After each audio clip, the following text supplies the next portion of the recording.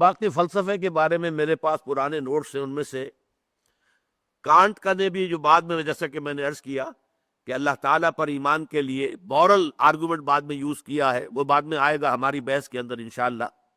لیکن appearance and reality, یہ بڑی ایک مارکت الارا کتاب ہے بریڈلے کی.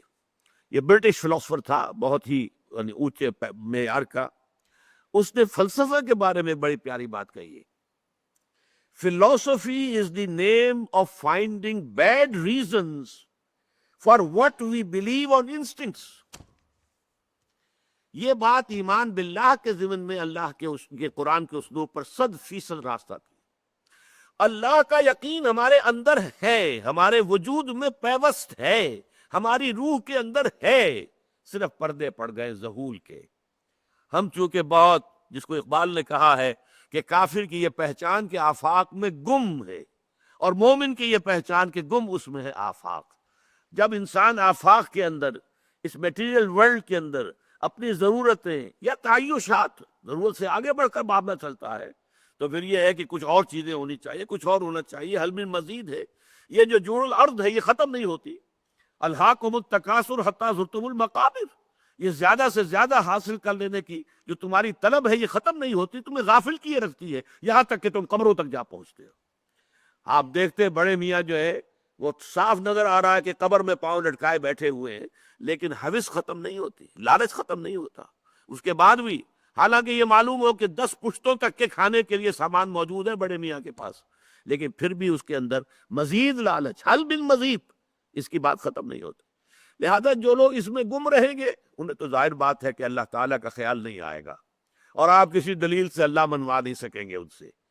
البتہ ایک ہے ماننا صرف تقلیدی انداز میں، ہم مسلمان ہیں، ہم مانتے ہیں اللہ کو، یہ اور بات ہے. ایک کہ آپ دل سے مانتے ہوں، یقین کے ساتھ مانتے ہوں، آپ کے دل میں اس پر یقین قائم ہو چکا ہو، یہ بالکل شے دیگر ہے. ایک ہے وراثتی ایمان، موروثی ایمان.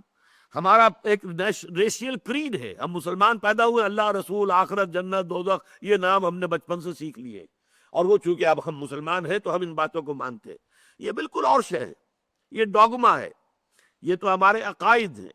ایمان جسے کہتے ہیں کہ اللہ کی ہستی پر ایمان، اور جس کا سب سے بڑا مظہر کیا ہوگا، میں نے ابھی جو آپ کو سورہ بقرہ کی 20ویں رکوع کی آیت سنائی ہے، پہلی آیت، اگلی آیت میں کیا ہے؟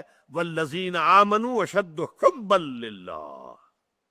جو لوگ ان آیات آسمانی، آیات سماوی، آیات ارضی، آیات انفسی، آیات قرآنی کے ذریعے سے اللہ کو پہچان لیتے ہیں، پھر ان کی محبوب ترین ہستی اللہ ہوتا ہے.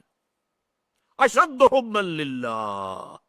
ان کی محبتیں پھر مرکوز ہو جاتی ہیں، محبتیں ہیں، اولاد کی بھی ہے، ملک کی بھی ہے، وطن کی بھی، یہ سب تابع رہ جائیں گی. ان تمام محبتوں پر سب سے اونچی محبت اشد حبا للہ. یہ ہے اصل ایمان. جب تک کہ انسان کی زندگی میں محبوب ترین ہستی اللہ نہ ہو جائے، حقیقت ایمان سے اسے کچھ حاصل نہیں ہے.